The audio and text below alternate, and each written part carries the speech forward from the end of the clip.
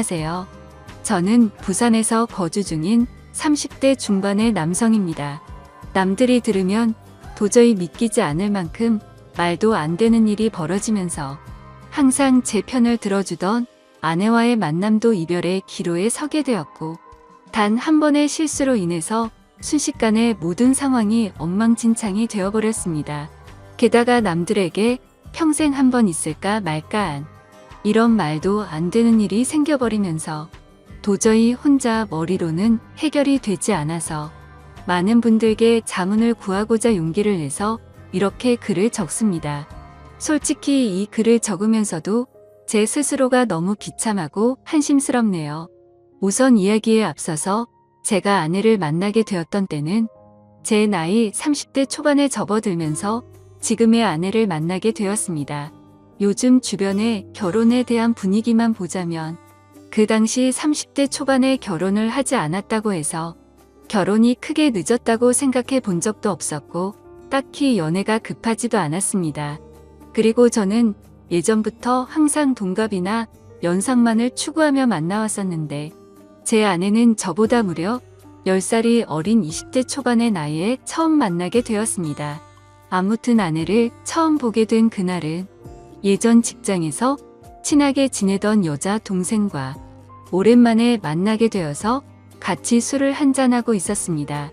그 동생은 저보다 6살이 어린 여자 동생이었고, 한참을 술을 마시고 있는데 그 동생에게 갑자기 한 통의 전화가 걸려오더군요. 저는 편하게 전화를 받으라고 제스처를 취하며 말을 했고, 동생은 전화를 받고서는 지금 번화가에 있는 술집에서 아는 오빠랑 술을 마시고 있다고 했죠.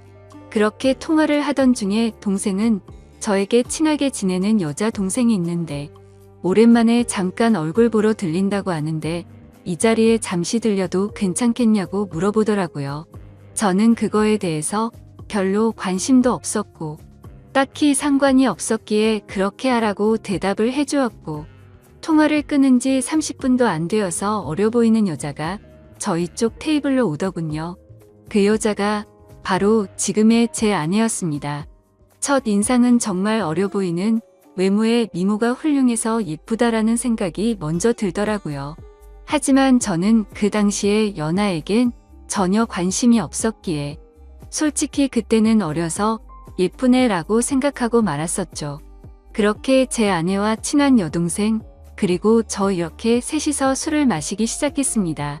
그런데 의도치 않게 친한 여동생이 은근슬쩍 둘 다 솔로인데 잘 어울리는 것 같다는 둥, 이렇게 만난 것도 인연인데 잘 지내보라는 둥, 은근슬쩍 저희 둘을 엮으면서 묘한 분위기를 만들어 가더라고요.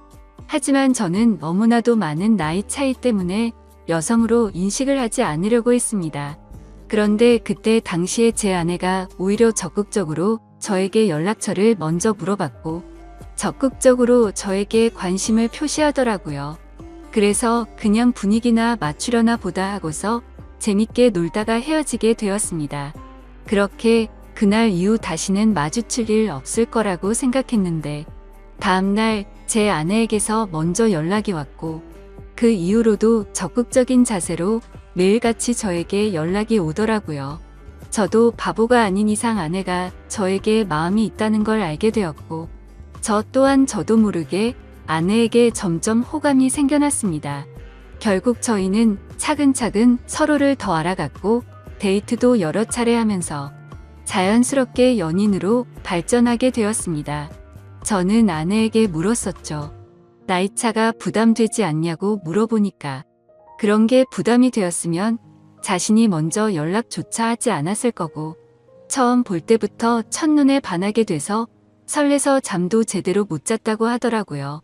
제가 알던 그저 그런 어린 여자들과는 사뭇 달랐습니다. 세심하게 배려도 잘해주었고 때로는 저보다도 더 성숙한 매력들이 있었죠. 하지만 그때 당시만 해도 저는 결혼에 대한 생각이 전혀 없었기에 매번 그렇듯이 연애를 좀 하다가 말겠지라고 생각을 했었고 솔직히 결혼까지 하리라고는 생각하지 못했습니다. 그렇게 저는 아내를 만나면서 행복하게 연애를 했었죠. 아마 2년 정도 만났을 때였을 겁니다. 처음과는 달리 저는 아내에게 더 많이 빠져들었고 이제는 연애가 아닌 결혼을 해서 가정을 이루고 싶더라고요. 그래서 그동안 못해왔던 얘기들을 하게 되었습니다. 아내는 2년이란 시간 동안 단 한 번도 본인의 집에 대해서 잘 얘기하지 않았고 어머니 얘기를 잘 꺼내지를 않더라고요. 그런 부분들을 보면서 아내의 집안에는 뭔가 말 못할 사연이 있구나 했었습니다. 조심스럽게 저는 아내의 집안에 대해서 물어봤더니 생각보다 아무렇지 않은 듯이 아내는 제게 말을 해주더군요. 아내의 이야기를 들어보니 평범한 삶을 살아오던 저희 집과는 달랐습니다. 저희 부모님은 한평생을 직장에 다니시면서 검소하게 저를 키우신 반면 아내의 아버지는 중견기업에 버금가는 아주 큰 기업을 운영 중이신 분이더라고요. 형제 관계를 물어보자 아내는 장녀였고 10살 어린 여동생이 한 명 있다고 말해줬습니다. 저는 동생이 참 늦둥이라며 농담 삼아 부모님께서 금술이 참 좋으신가 보다 말하면서 웃는데 아내의 표정이 참 좋지가 않더라고요. 그래서 저는 뭔가 아차 싶어서 가만히 있었습니다. 한참을 고민하다가 아내는 입을 열었죠. 사실은 자신의 동생은 배다른 동생이라고 하더군요. 아내가 학창 시절의 아버지는 자신의 친어머니와 이혼을 하게 되었고 새로 집에 들어온 새엄마와 아버지 간에서 태어났다고 하더라고요. 그래서 아내가 상처가 커서 그동안 집안에 대해서 말을 하지 않았구나 생각했습니다. 그리고 저는 어렵게 자신의 가정사를 말해주는 아내를 행복한 가정을 만들어주고 싶었죠.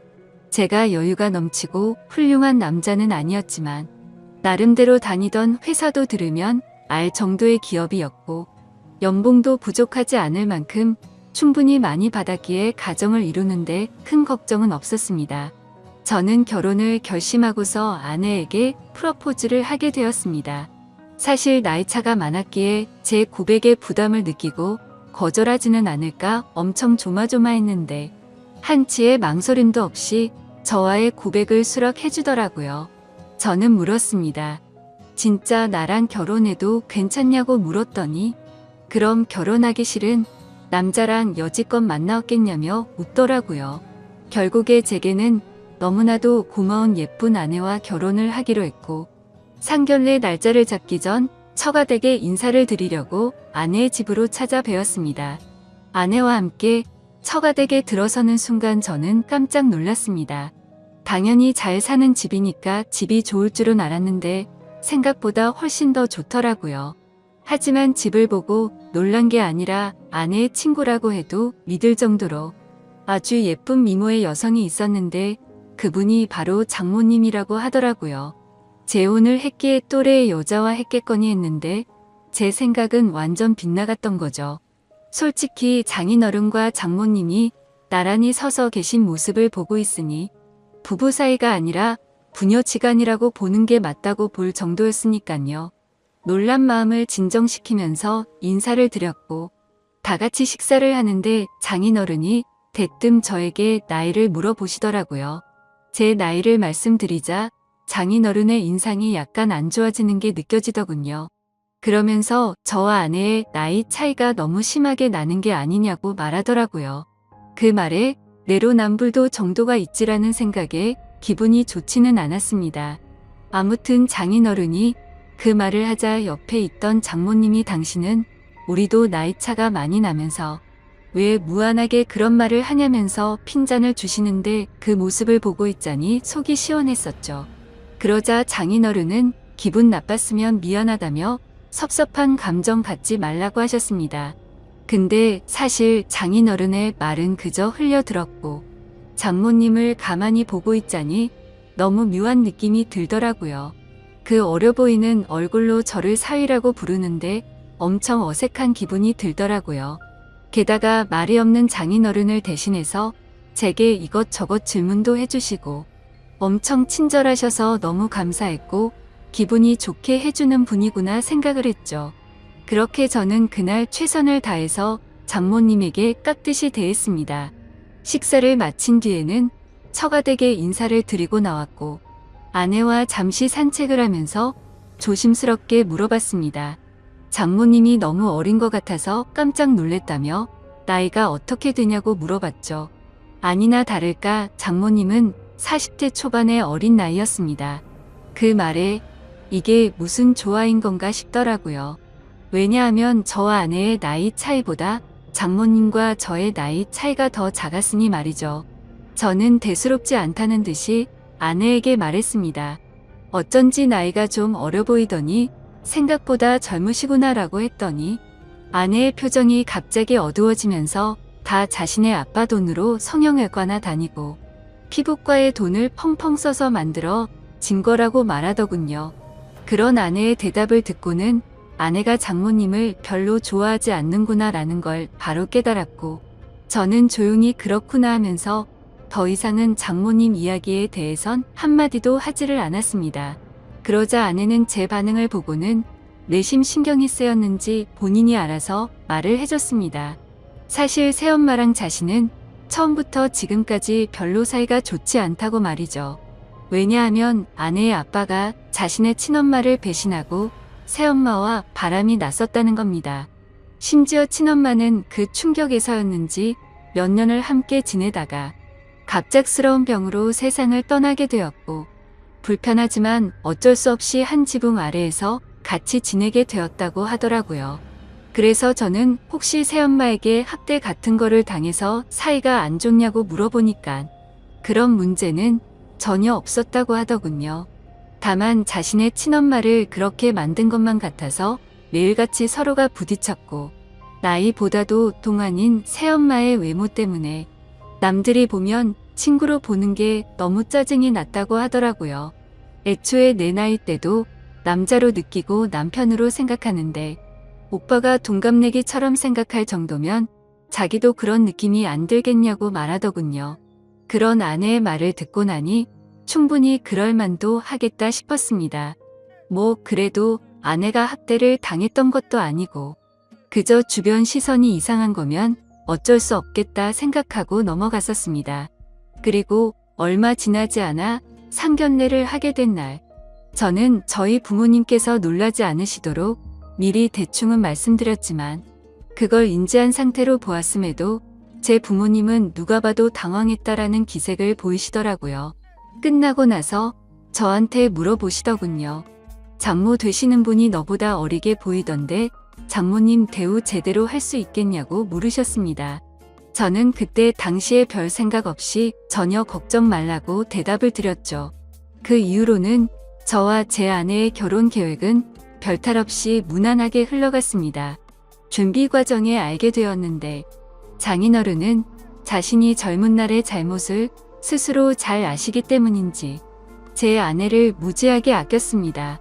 그걸 느낄 수 있었던 게 결혼식장이랑 집, 혼수 예물 등을 준비할 때였는데 장인어른은 앞으로 집은 어떻게 할 거냐고 물으시기에 저는 제가 그동안 모았던 돈 2억 정도 되고 본가에서 1억 정도 도움을 받게 되면 3억으로 대출 좀 더 받아서 전셋집을 하나 들어가려고 한다고 말씀드렸습니다. 그러자 장인어른은 아파트 한 채도 그냥 해주시겠다고 말씀하시더니 저보고 혼수랑 결혼 비용이든 전부 다 견적을 뽑아 오라고 하시더군요. 그리고 아내한테 외제차도 한 대를 선물해 주시고 비싼 예물도 준비해 주셔서 저는 분수에 맞지 않는 호화로운 결혼식을 올렸습니다. 솔직하게 그때 당시의 심정을 말씀드리자면 그렇게 돈을 물쓰듯이 하시는 장인 어른을 보면서 나도 회사를 그만두고 장인 어른의 뒤를 이어서 사업을 물려받고 싶은 욕심도 들기는 했었습니다. 하지만 그런 생각도 부질없는 게 결혼 이후로 제 인생이 이렇게 이어질 줄은 꿈에서조차 상상을 못했었죠. 결혼을 하고 난 뒤에 처음으로 사위로서 장인어른과 장모님을 찾아가게 됐게 된 날이었습니다. 저는 그냥 빈손으로 갈 수가 없어서 제 나름대로 비싼 선물들을 사서 찾아뵈었죠.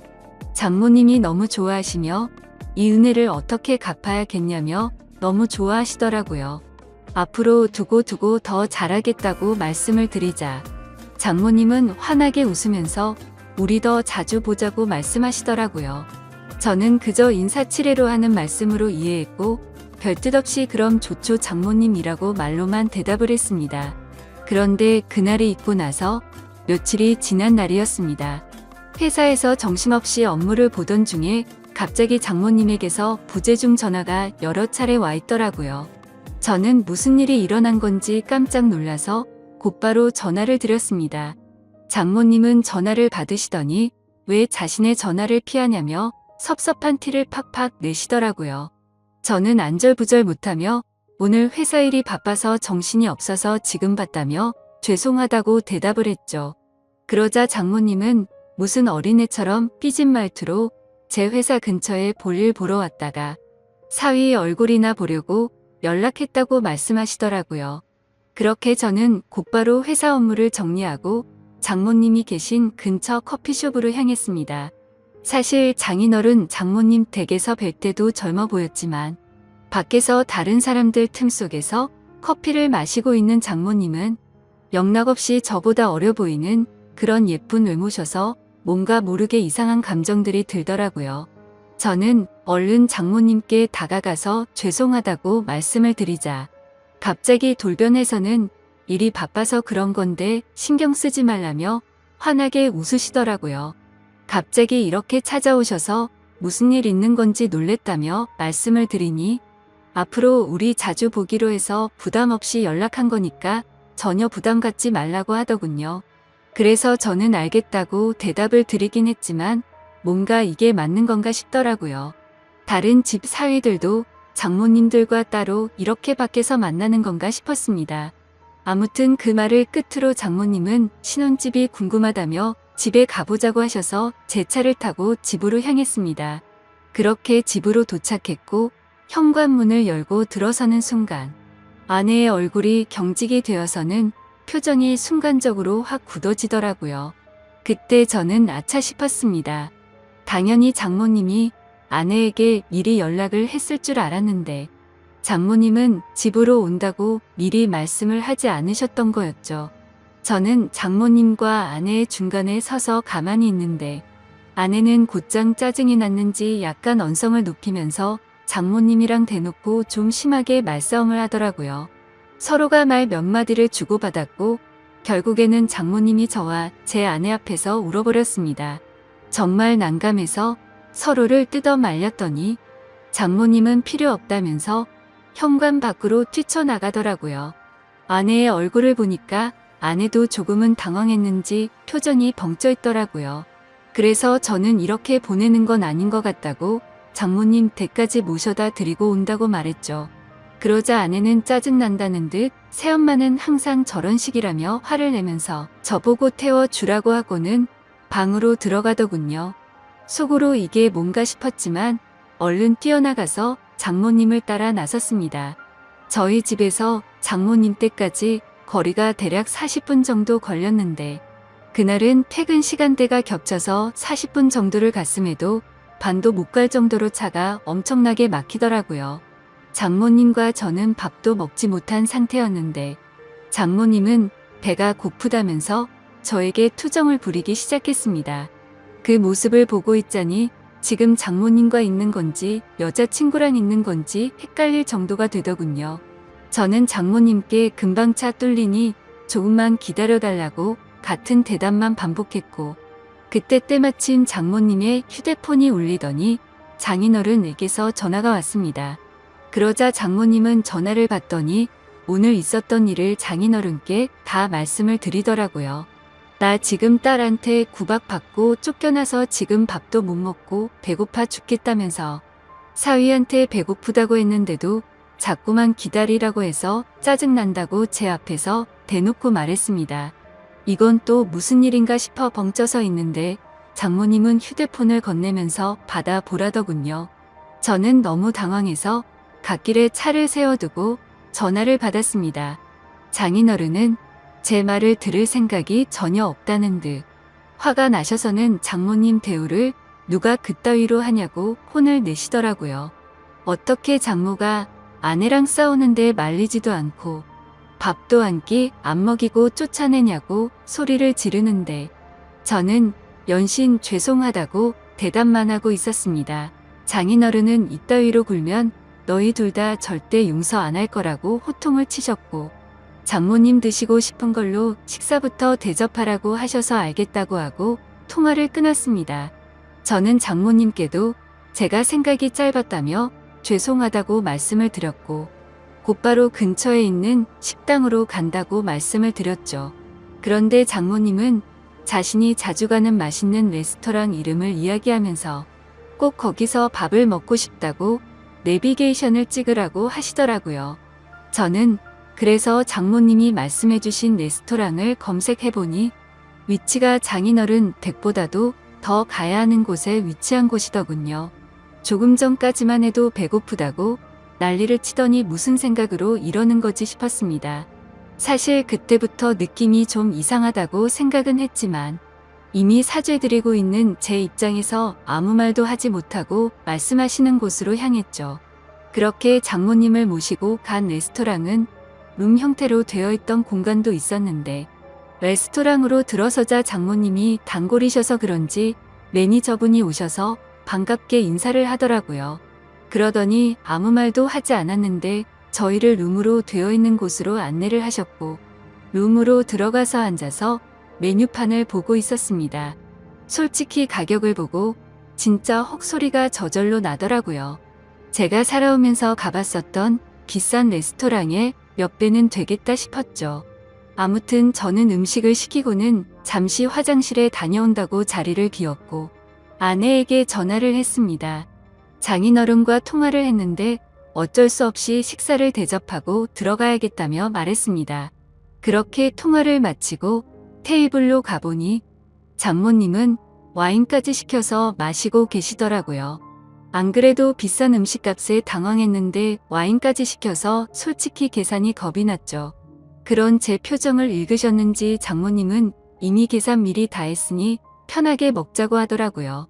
저는 그 말에 안심하면서 제가 대접하려고 했는데 왜 그러셨냐며 속에도 없는 말을 하고 자리에 앉았습니다. 식사를 시작하기도 전에 장모님은 저에게도 와인을 권하시더라고요. 저는 차가 있어서 장모님 편하게 드시라고 했더니 또 장모를 무시하냐고 째려보더라고요. 그까짓 차야 대리해서 가면 되는 건데 자꾸 이렇게 거절할 거냐고 하는데 도저히 거절할 수가 없었습니다. 결국 장모님과 저는 와인을 마셔대기 시작했고 순식간에 한 병을 마시고는 또다시 와인을 시켜서 마시게 되었죠. 그렇게 서로가 술이 한 잔씩 들어가자 점점 취해서는 장모님의 말하는 수위도 높아졌습니다. 대뜸 저에게 아내와의 생활은 어떠냐고 묻더라고요.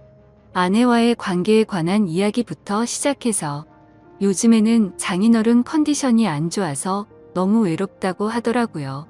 그러면서 갑자기 사위를 앞에 두고 한다는 말이 남자가 생각난다는 둥. 직감적으로 이 여자가 나를 남자로 인식하고 유혹하는 건가라는 생각이 들었습니다.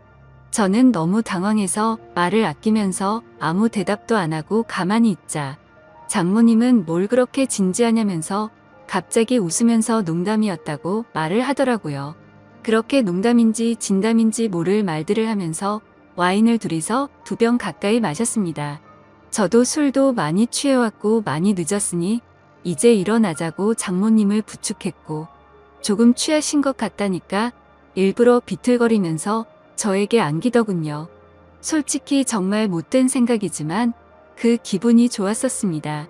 술에 취해서 잘못된 걸 알면서도 저는 어깨를 부축하면서 장모님과 저는 뒷자리에 타게 되었고 집에 도착할 때까지 장모님은 제게 기대서 가게 되었죠. 그렇게 장모님 댁에 도착을 했고 대리기사를 보낸 뒤에 저는 장모님을 깨웠습니다. 그러자 저를 끌어안더니 갑작스럽게 입을 맞추더라고요. 저는 순간 술이 확 깨서 장모님을 떼어내면서 말했습니다. 장모님 괜찮으신 거냐고, 제가 누군지 모르냐고, 왜 이러시냐고 말을 했죠. 그러자 정말 몰라서 그러냐고 말하더니 우리 둘만 비밀로 하면 아무도 모를 거라고 하더라고요. 솔직히 이게 무슨 말도 안 되는 상황이지 싶어서 꿈이라도 꾸는 건가 싶었습니다. 그리고 그와 동시에 장모님의 제안에 솔직히 마음이 뭔가 이상해지더라고요. 아마도 모르는 여자가 그런 제안을 했다면 어떤 결정을 했을지 모를 정도였습니다. 미모도 너무 훌륭했고 저보다 어려 보이는 외모이다 보니까 정신이 나갔던 거죠. 저는 이런 막장 같은 상황은 절대 안 되겠다 생각하고 장모님 지금 취하셔서 그런 거라며 계속 실랑이를 하면서 설득을 했고 결국 억지로 장모님을 댁까지 모셔다 드리고는 곧바로 대리기사를 불러서 도망치듯 집으로 갔습니다. 저도 많이 취했다지만 정말 술이 다 깰 정도로 충격적이었습니다. 그래서 집으로 돌아가는 내내 아내에게 이 일을 말해야 될지 안 해야 될지 고민이 되더라고요. 하지만 이런 일을 어떻게 말할 수가 있을까요? 결국에 저는 아무리 고민해봐도 괜히 이런 말을 했다가는 온 집안이 풍비박산 날 것 같아서 아내에게는 말을 하지 않았죠. 하지만 그런 제 선택에는 후폭풍이 더 어마어마하게 다가왔습니다. 장모님은 제가 아내에게 말하지 않은 걸 알고는 저도 같은 마음이라고 여겼던 거죠. 그날 이후로 장모님은 저를 무슨 연애하는 남자로 생각하듯이 심심하면 회사 앞으로 찾아온다든지 전화를 하고 문자를 보내더라고요. 그리고 더 큰 문제는 본인이 쇼핑을 했는데 어떤 집 봐달라며 사진을 보내는데 그 수위가 갈수록 점점 더 심해졌고 저도 모르게 그걸 계속해서 찾아보게 되더라고요. 그런 저 스스로를 보면서 이러다가는 정말 큰일 나겠다 생각했습니다. 결국 저는 어쩔 수 없이 장모님에게 이제 그만하시라고 마지막 문자를 보내고는 전화번호를 차단하게 됐죠. 그렇게 며칠이 지나도록 잠잠해져서 앞으로 이제 시간이 해결해 주겠지라고 생각했습니다. 그러고는 퇴근을 하고 집에 들어갔는데 아내가 없고 장모님이 저희 집에 와 있더라고요. 저는 깜짝 놀라서 비밀번호는 어떻게 알았냐고 물어보니까 전에 제가 비밀번호 누르는 걸 봐서 알고 있다더군요. 그래서 저는 조금 있으면 아내가 들어오니까 진짜 큰일 나기 싫으면 빨리 나가시라고 말했습니다. 그러자 장모님은 오늘 아내가 본가에 오기로 해서 자기가 여기로 왔다면서 걱정 말라며 제게 안기더군요. 저는 그런 장모님을 떼어내려고 했지만 그 유혹을 쉽게 떨쳐내지 못했고 결국에는 일이 벌어지고 말았습니다. 아무 일도 벌어지진 않았지만 그때 때마침 현관 비밀번호가 눌러졌고 문이 벌컥 열리더니 거실에 있던 저와 장모님을 아내가 넋이 나가서 쳐다보고 있더라고요. 아내는 곧장 제게 다가와서 욕을 하면서 제 뺨을 때렸고 옆을 봤더니 장모는 순식간에 무릎을 꿇고 우는 척을 하고 있었습니다. 그래서 저는 내가 장모를 우리 집에 데려와서 이러겠냐고, 이 상황을 보면 모르겠냐고 억울해서 미칠 지경이었죠. 하지만 아내의 입장에서는 제 말을 절대 믿지 못할 거란 걸 알았습니다. 심지어 그동안 장모의 문자 내역들이나 사진 같은 건 장모의 번호를 차단하면서 다 삭제했었던 터라 아내에게 보여줄 수 있는 증거조차 없어서 환장할 노릇이었습니다. 결국에 저는 아내를 계속해서 설득해 보려고 했지만 모든 게 헛수고였습니다. 제가 모든 걸 설명했지만 찔리는 게 없는데 증거들은 왜 삭제를 했으며 그런 일이 있었는데 말을 안 하는 게 정상인 거냐고 묻더라고요. 또 장모랑 붙어있던 날은 충분히 밀어낼 수 있었는데 둘이 눈 맞아서 그렇게 붙어있던 거 아니냐고 하는데 솔직히 그 말씀에 대해서는 할 말이 없었습니다. 결국에 저희 부부 사이는 순식간에 파탄이 나버렸고 장인어른도 이 사실을 알게 되었지만 자기 아내만 믿으려는 눈치였습니다. 순식간에 저는 인생에서 가장 더러운 사람이 되어버렸습니다. 그렇게 좌절하고 있는데 마침 우연치 않게 휴대폰 삭제 내역도 복구가 된다는 걸 알게 되었고 저는 그동안 있었던 증거들을 아내와 장인어른에게 모두 보내게 되었죠. 하지만 그럼에도 불구하고 아내는 이 모든 게 사실이라 하더라도 우리 사이가 예전과 같을 수는 없을 것 같다며 이혼을 하는 게 맞겠다고 하는 상황이고요. 장인어른도 그 증거를 받아보고는 장모와의 이혼 절차를 진행하고 있다고 합니다. 하지만 그동안 있던 사실은 알겠지만 저를 여전히 자신의 아내를 빼앗은 상간남 취급을 하더라고요. 도대체 어쩌다가 갑자기 이런 일이 제게 벌어졌는지 도저히 모르겠습니다.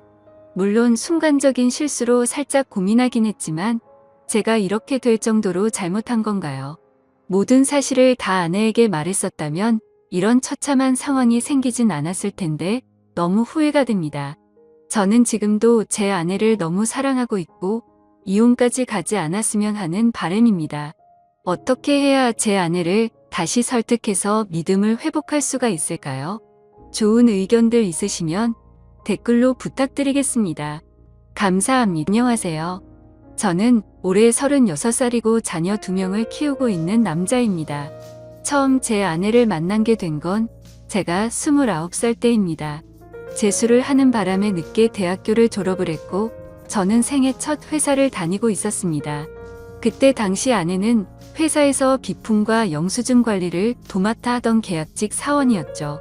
그런데 어느 날부터인가 아내는 저에게 자꾸만 마실 거를 건네주는가 하며 퇴근하면 자신이 맛있는 걸 사주겠다고 말을 걸었었죠.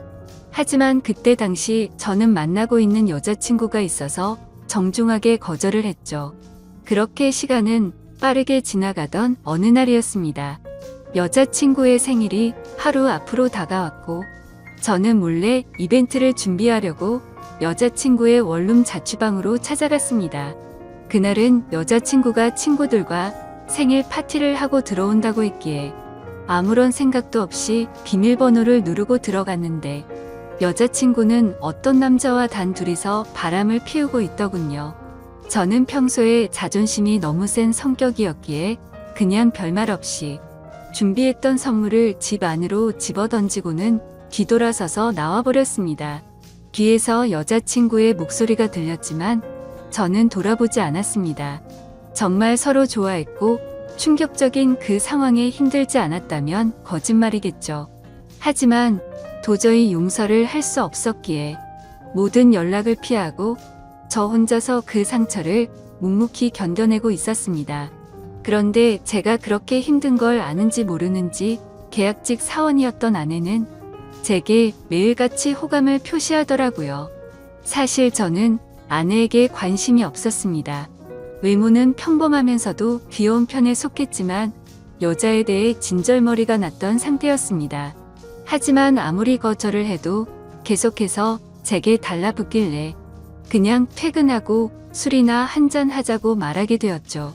그날 얘기를 들어보니 아내는 가정 환경이 썩 좋지가 않았습니다. 돈을 벌어서 혼자 계시는 어머님과 어린 남동생의 뒷바라지를 하고 있다더군요. 물론 저보다 어린 나이에 기특하게 열심히 사는 모습이 좋아 보였지만 그저 그런 마음일 뿐 아내에게는 전혀 마음이 가지가 않았습니다. 그렇게 퇴근 후 술을 마시는 게 몇 번이 반복되다 보니 점점 외로워져서 정신을 놓은 건지 아내와 함께 시간을 보내게 되었습니다. 사실 그날 이후로 사귄다고 말만 하지 않았을 뿐 다른 연인들처럼 데이트도 하고 사귀는 것과 다름이 없었죠.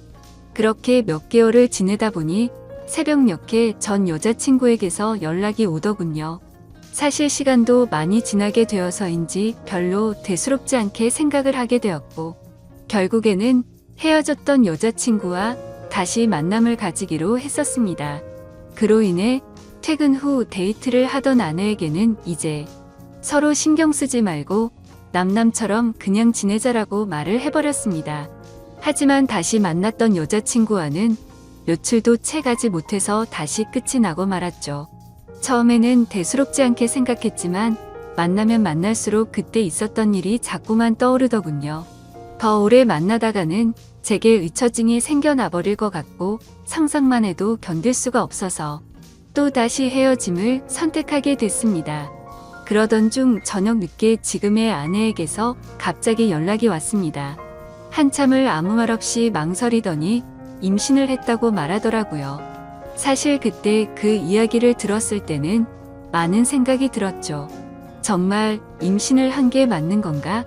나를 붙잡으려고 지어낸 이야기가 아닐까라고 생각도 했고 별의별 생각이 다 들었습니다. 저는 다시 한번 확실하냐고 물었더니 확실하다고 하더라고요. 솔직히 그때 당시 아내에게는 정말 몹쓸 짓을 많이 했습니다. 물론 어린 나이는 아니었지만 갑작스러운 상황에 어떻게 이걸 해결해야 할지 몰라 저는 무작정 아내를 무시하기 시작했습니다. 정말 지금 생각해봐도 제가 너무 무책임하기 짝이 없었습니다. 매일같이 울고 불며 이야기를 했지만 저는 끝끝내 아무 말도 하지 않고 모르쇠로 일관했었으니까요. 그리고 눈물만 뚝뚝 흘리는 어린 아내에게 따뜻한 말 한마디도 한 적이 없었습니다. 그렇게 시간은 지나갔고 아내는 마침 계약직 날짜가 종료되어서 회사에 더 이상 나오지 않게 되었습니다. 솔직히 그때는 저도 모르게 안도감이 먼저 들더군요. 이제는 가시방석에 앉아있을 필요도 없겠구나 하면서 말이죠. 정말 지금 생각해도 저는 천하의 나쁜 놈이었습니다. 아무튼 그날이 있고 나서는 멘탈이 제대로 잡혀지지가 않았죠. 그러다 어느 날 친형과 술을 먹게 되었습니다. 이런저런 이야기를 나누다 결국 지금까지 있었던 모든 이야기를 털어놓게 되었습니다. 당연히 친형은 제게 욕부터 하더라고요. 결국에는 부모님 귀에까지 들어가게 되었습니다. 집에서는 난리가 났었죠. 아버지께서는 남의 자식 망쳐놓고 뭐 좋은 일 있다고 매일같이 술이나 마시고 다니냐고 엄청 화가 나셨습니다. 어머니와 친형까지 저의 행동에 엄청나게 비난을 했었고 부모님께서는 집에 한번 데리고 오라고 하셨고 저는 또 모르쇠로 일관했습니다. 하지만 어느 날 형은 제 휴대폰 연락처를 뒤지게 되었고 아내의 연락처를 알아내어서 저를 제외한 가족들이 아내를 만나게 되었습니다. 그러고는 며칠 뒤에 저는 모르게 아내를 집으로 부르셨습니다. 저는 당연히 아무 생각 없이 친구들과 술을 마시고 늦게 집으로 들어갔는데 제 아내가 집에 와 있어서 정말 얼마나 깜짝 놀랐는지 모릅니다. 일단 어쩔 수 없이 저는 아내와 나란히 부모님 앞에 앉게 되었고 부모님께서는 앞으로 어떻게 할 거냐고 화를 내셨습니다. 저는 그냥 술김에 짜증도 나고 이 상황을 빨리 벗어나고 싶은 마음이 컸습니다. 그래서 홧김에 저는 그냥 결혼할 테니까 더 이상 좀 그만하라고 앞으로 이 문제로 왈가불가 하지 말아달라고 말했습니다. 솔직히 홧김에 그런 말을 하긴 했지만 당연히 그때 당시 저는 이 말을 한다고 해서 정말 결혼할 생각은 없었습니다. 부모님 역시 그러라고 말씀하실 일은 절대 없다는 확신에 차서 한 말이었죠. 하지만 예상외로 아버지께서는 그때 그 자리에서 또박또박 말씀하시더군요. 그러면 지금 처잡은 부모님이랑 조만간 만나서 이야기를 하고 싶으니 부모님이 시간 되실 때 자리를 한번 마련해보자고 하시더군요. 이때 당시도 설마라는 생각을 가지고 있었고 술에 취해서 그냥 대충 상황을 정리하고 얼른 일어나서 제 방으로 들어가 버렸습니다. 그렇게 아내는 집으로 돌아갔고 저는 술이 점점 더 올라오더니 제게 말도 없이 집에 찾아온 게 너무 화가 나더라고요. 그래서 새벽 늦은 시간에 전화를 걸었습니다. 차마 입에 담을 수 없는 욕이란 욕을 다하면서 막말을 엄청 쏟아냈습니다. 아내는 저희 부모님이 비밀로 하라고 해서 미리 말 못했다며 그저 미안하다고 울기만 하더라고요. 아무튼 그날 이후로는 부모님과도 말을 하지 않았습니다. 그러자 부모님께서도 저를 없는 사람 취급하시더군요. 그러다가 며칠이 지나서 친형이 제게 얘기 좀 하자고 부르더군요. 무슨 일인가 싶어서 형과 이야기를 하는데 오늘 부모님께서 아내분 어머님을 만나 뵙고 왔다는 이야기를 제게 해주더라고요. 오늘 가보니 그쪽 상황이 많이 힘든 걸 알게 되었답니다. 얘기를 해보니 아내가 벌던 돈들은 전부 처가댁에 장모님과 처남의 생활비로 다 들어갔었고 지금까지 아내가 모아놓은 돈도 없다고 말하더군요. 그쪽이 형편이 좋지 않아서 당장 혼수조차 부담하기가 힘든 상황이라며 제게 어떻게 하려고 이런 일을 벌인 거냐고 묻더라고요. 저는 그 말을 듣고 속으로 만세를 불렀습니다. 이제 부모님께서도 이 결혼을 포기하시겠구나라는 생각이 들었던 거죠. 그리고 그때 당시에 저도 취직을 한 지 얼마 되지 않았었기에 모아둔 돈이라고는 고작 1,000만 원 가량밖에 없었거든요. 하지만 보수적인 성격이었던 저희 부모님은 고집을 꺾지 않으셨습니다. 결혼식이야 가족끼리 조촐하게 치르면 되는 거고 집 문제야 본가에서 같이 살면 다 해결되는 문제니 뭐가 문제냐며 제 기대를 꺾어버리셨습니다. 결국 순식간에 결혼 날짜를 잡게 되었고 일정대로 척척 진행이 되더군요. 저는 그때부터 너무 당황했고 속이 타들어갔습니다. 그렇게 좋아하지도 않았던 여자랑 결혼을 해서 평생을 함께할 생각에 암담하더군요. 그리고 부모님의 고집만 내세우니까 점점 화가 나서 크게 대들기도 했습니다. 제 앞으로의 인생이 달린 문제인데 왜 이렇게 무책임하게 진행하냐고 화를 냈죠. 그러자 부모님은 네가 저지른 문제는 성인이 된 네가 책임지는 게 맞는 거고 네가 결혼한다고 하지 않았냐고 되묻자 저는 할 말이 없어졌습니다. 그냥 그때 당시에는 모두가 저를 망치게 만들려고 하는 것만 같아서 사소한 거 하나하나 다 마음에 들지 않았고 고슴도치처럼 모든 게 날이 서서 삐뚤게 느껴졌습니다.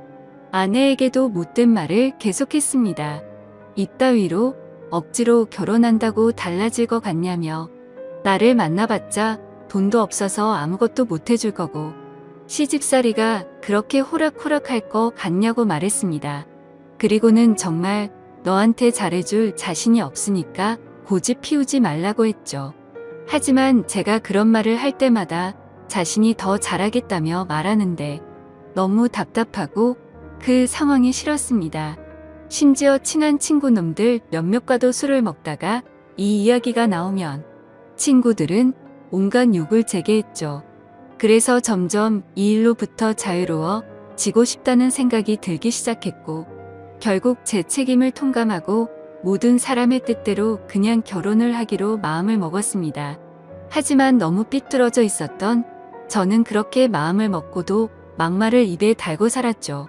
부모님께는 잘 살 자신이 없으니 행복한 결혼 생활을 할 거라는 기대는 하지도 말라고 했고 아내에게도 늘 차갑게 몹쓸 말들을 많이 했습니다. 그리고 결국에는 결혼을 하게 되었습니다. 정말 좋아서 한 결혼도 아니었으니 신혼생활은 말할 것도 없었습니다. 신혼여행은 해외여행은커녕 국내에 있는 흔한 여행지로 갔습니다. 심지어 그곳에 가서도 아내는 내팽 겹쳐두고 혼자서 이곳 저곳 돌아다녔고 거의 말도 하지 않았습니다. 그리고 나서 일상생활을 하면서도 퇴근하고 집에 들어오면 게임을 하거나 TV를 보면서 지낼 뿐 아내와는 일상적인 대화는 나누지도 않았습니다. 그리고 주말이나 노는 날에는 저는 항상 밖에서 친구들과 놀고 술을 먹다가 들어오고는 했죠. 평범한 부부들은 아내가 아기를 가졌을 때 극진히 대접받는다고 하지만 저희 부부는 그렇지 못했기에 제 아내는 그런 대접은 전혀 받지 못했습니다. 오히려 제 눈치를 보느라 뭘 먹고 싶다라는 이야기조차 단 한 번도 한 적이 없었죠. 그렇게 아내는 제게 불평이나 불만을 전혀 말하지 않았습니다. 그냥 묵묵히 혼자서 어머니와 집안일을 했죠. 하지만 저도 사람인지라 마음이 안 좋을 때도 있었지만 자존심이 쓸데없이 너무 강한 나머지 그러게 내 말 듣지라는 생각으로 그냥 그러려니 하고 넘어갔습니다. 그러다 어느 날 새벽에 예정보다 진통이 일찍 와서 정신없이 산부인과로 향했습니다. 그런데 남들과 달리 하루가 꼬박 넘어가게도 출산이 되지 않아서 슬슬 걱정이 되었지만 결국에는 고생 끝에 어렵게 출산을 하게 되었습니다. 출산 후 지쳐 누워있는 아내를 보고 있는데 저도 모르게 갑자기 울컥해서 눈물이 나더군요. 힘없이 늘어져 있는 모습에 뭔가 모를 마음이 들었죠. 하지만 쓸데없는 자존심에 그 눈물조차 보이기 싫어서 그냥 문 밖으로 나가버렸습니다. 그날 장모님과 처남이 아내의 손을 꼭 잡고 있을 때도 저는 아내의 손을 잡기조차 겁이 나더라고요. 제가 무슨 자격이 있어서 그 손을 잡을 수 있을지 그냥 무심한 척 수고했다는 말 한마디를 남기고는 그렇게 나왔습니다. 그날 이후로는 제 아내에게 미안한 마음이 많이 생겨났습니다. 언제나처럼 무뚝뚝하게 아내를 대했지만 마음은 그렇지 않았죠. 예전과 달리 미안한 마음이 생겨났었고 그동안 미안했다는 말 한마디를 하고 싶었습니다. 그렇지만 왠지 모를 쓸데없는 생각에 아무런 말도 하지 못했던 거죠. 그러다 어느 날 제 어머니께서 간이 좋지 않으셔서 계속 정기검진을 받고 계셨는데 결국에는 이게 점점 상황이 악화되었습니다. 병원에 입원하셨을 때 친형과 어머니 그리고 아내가 번갈아 가면서 병실을 지켰습니다. 전 휴일에만 병실을 지켰고요. 자녀를 낳아서 키우고 계신 분들은 아마 아실 겁니다. 새벽이고 낮이고 아이가 잠도 안 들고 울고 할 때마다 아내는 잠이 들지 못했습니다. 그렇다고 제가 애를 봐주고 하지도 않았으니까요. 그렇게 잠도 제대로 못 자고 병실에서 간호를 했으니 그 피곤함은 말로 표현할 수가 없을 거란 거 잘 알고 있었습니다. 그런데 그때조차도 따뜻한 말 한마디 하지 않았습니다. 병실에 있던 다른 분들조차 며느리가 진짜 효녀라며 저한테 장가 잘 갔다는 칭찬을 할 때도 아무런 말도 하지 못했습니다. 입이 두 개라도 할 말이 없는 건 당연했던 거죠. 다행히 수술은 잘 되었고 어머니께서 퇴원하시기 전까지 아내는 그렇게 육아와 병간호를 했습니다. 어머니가 몸이 괜찮아 지시고 집에 오셨을 때 부모님께서 물려받은 땅을 팔았다며 1억 5천만 원을 주셨습니다. 근처 전세라도 얻어서 이제 분가라고 하시더라고요. 아내는 한사코 괜찮다고 말하는데 저는 그러자고 했습니다. 사실 이때 그러자고 말을 한 건 아내에게 미안한 마음이 너무 커서였습니다. 아무래도 시부모님이랑 같이 사는 것보다는 그래도 무뚝뚝한 남편일지라도 아들과 셋이서 사는 게 나을 거라고 생각했죠. 부모님은 당연히 그렇게 하라고 하셨고 아파트로 전세를 하나 구해서 분가를 했습니다. 거의 말도 안 하고 했지만 간간히 아이도 같이 봐주고 이사하고 처음으로 레스토랑을 갔는데 맛있다고 웃으며 말하는 아내를 보면서 이때부터 정말 마음이 울컥해서 눈물이 날 뻔했죠. 그래서 그날 이후로 저는 변하겠다고 다짐을 했습니다. 연애도 저와 제대로 해보지도 못하고 아이를 가졌을 때도 대접 한번 제대로 해주지 못했던 생각이 났습니다. 그리고 시집살이와 시부모 병간호까지 해왔는데 이제 와서 돌이켜 생각해보니 그 흔한 레스토랑 한 번을 같이 와보지를 못했더라고요. 미안하고 너무 미안했습니다. 비록 무뚝뚝하게 말하고는 했지만 이때부터는 그래도 나름대로 다정하게 대했습니다. 그러다가 장모님께서도 평생 겪고 계신 질환으로 많이 아프시기도 했고 처남도 중학생이라서 아내는 간간히 처가에 들려서 집안일을 돕고 집에 들어오고는 했습니다. 나중에 알게 된 사실이지만 장모님께서는 류마티스 관절염을 손가락 마디마디에 걸리셨습니다. 이게 집안일을 하거나 할 때 끔찍할 정도로 아프다고 하더라고요. 하루는 그런 아내가 너무 안쓰러웠고 장모님과 처남까지 마음에 많이 걸렸습니다. 그래서 저는 아내에게 말했습니다. 그냥 장모님이랑 처남 다 같이 여기서 지내자고 말했죠. 진심으로 한 말이었습니다. 그랬더니 아내가 이러더군요. 미안해요. 앞으로는 자주 안 갈게요. 미안해요. 저렇게 말을 하더라고요. 아내의 저 말 뜻이 어떤 걸 의미하는지 다들 아실 거예요. 아내는 제가 처갓집에 자주 가는 걸 못마땅하게 생각해서 비꼬는 마음으로 저렇게 말을 한 걸로 오해를 한 거였습니다. 지금까지 하지 못했던 미안한 말과 참았던 눈물이 울컥해서 쏟아져 버렸습니다. 아내 손을 꼭 붙잡고 미안하다고 말하면서 애처럼 너무 서럽게 울어버렸습니다. 당황해하는 아내에게는 그동안 정말 미안했다면서 앞으로 살면서 그동안 잘못했던 거 천천히 다 갚을 테니 용서해달라고 정말 서럽게 울었습니다. 그리고 처음으로 아내와 오랫동안 마음에 있었던 많은 말들을 이야기했습니다. 그동안 잘해주지 못해서 미안했다는 말과 함께요. 아내 역시 눈물을 흘리며 그렇게 처음으로 서로 꼭 안고 같이 울었네요. 그 일이 있고 나서 아내가 장모님께 같이 살자고 이야기를 했을 때 장모님께서는 완강히 거절하셨습니다. 사실 이건 당연하다고 생각했죠. 사위라고 하나 있는데 자기 딸을 그렇게 서럽게 만들었는데 이 집으로 들어오면 얼마나 눈치를 줄까 라고 당연히 생각하셨을 것 같습니다. 본가에 계시는 부모님께서는 흔쾌히 그렇게 하라고 허락을 하셨고 결국에는 제가 처가댁에 가서 장모님께 무릎 꿇고 사죄했습니다. 그동안 죄송했다고, 앞으로는 정말 잘하겠다고 했죠. 그렇게 장모님을 겨우겨우 설득해서 같이 살게 되었습니다. 지금은 그 누구보다 아내만 사랑하고 전에는 상상도 못한 애교도 떨면서 그렇게 살고 있습니다. 세상에서 아내가 가장 예뻐 보이고 가장 사랑스럽네요. 집안일도 제 나름 열심히 돕고 있고 육아도 열심히 하고 있습니다. 그리고 아내와 저 사이에는 예쁜 딸아이도 한 명 더 생겨났고 더 예쁜 가정을 이루게 되었죠. 이게 제게 있었던 5년 전 이야기입니다. 지금은 장모님과 처남 그리고 제 아내와 자식들 이렇게 6식구가 다 같이 행복하게 살고 있습니다. 넉넉지 않은 형편일지 몰라도 휴일이나 주말이 되면 가능하면 가까운 곳으로라도 바람을 쐬러 다니고 있고요. 지금은 아내에게 잔소리도 들어가면서 지내지만 그 누구보다 행복하게 해주려고 아내를 여왕처럼 받들고 지내고 있습니다. 그런 저를 기특하게 보셨는지 장모님도 항상 우리 사이가 최고라며 저를 감싸주시고 온 가족이 서로를 너무 애틋하게 생각하고 행복한 나날을 보내고 있네요. 지금은 정말 그 어느 때보다 행복합니다. 제 착한 아내 덕분에 저의 못난 모습들이 고쳐진 것 같아서 정말 고맙게 생각합니다.